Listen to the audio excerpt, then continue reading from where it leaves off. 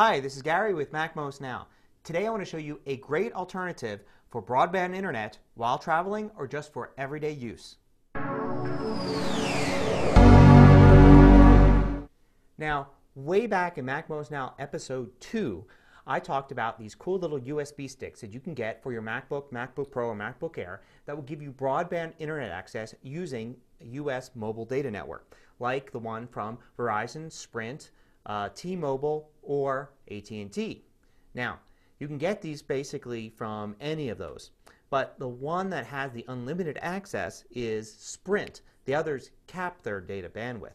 So I went with the Sprint one and got this a little while ago, and I've been using it ever since. Now, the cool thing about this Sprint card is that it comes really ready for the Mac. So you plug this thing into your Mac and you instantly get an installer for this application that will connect you to the Sprint broadband network. And the application's a Mac native application and it runs great on the Mac. It even has some extra apps and GPS functionality built in to this little stick. So you can access all that. You hit connect and you're connected, and you get all sorts of data as to how fast your connection is and how good your connection is and then how much bandwidth you're using.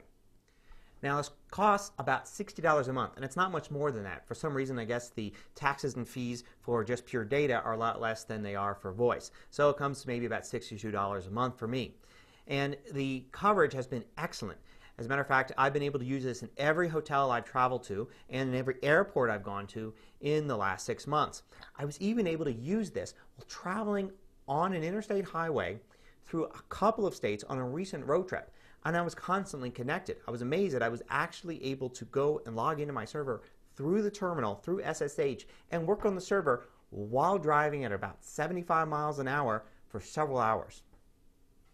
Now, of course, that doesn't mean that coverage is everywhere. There are some places where coverage isn't that great, and there's blind spots, just like with a regular mobile phone.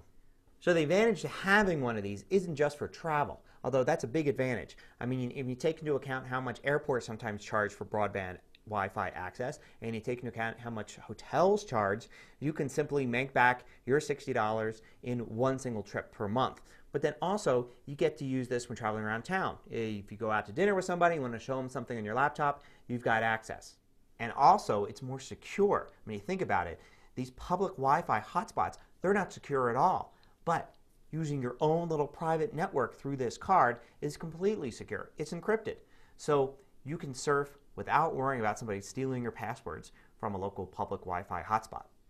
Now, I'd assume that all the data networks are pretty much the same, so you can choose your favorite mobile company.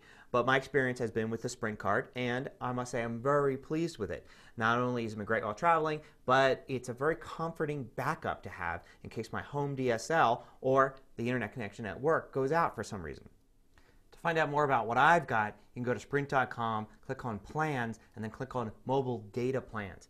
Now, since I've gotten my plan about 6 months ago, they have actually switched Sprint to being a 5 gigabyte bandwidth limit, just like all the other networks. So it looks like no matter what you do, you're going to pay $60 for 5 gigs. But for mobile access, that's still a lot of bandwidth, and it's still hard to go over it, especially if you're only using it as your secondary internet access. Okay, so here's the deal. I'd love for more people to be able to see this show. And the best way for them to do that is to be able to see it highly ranked in iTunes. But it can't be highly ranked in iTunes until a lot of people subscribe. So it's kind of a chicken and the egg kind of thing. Here's how you can help. If you can tell some of your friends who you may think may get something out of the show to subscribe to it, they can just go to macmost.com/itunes.html.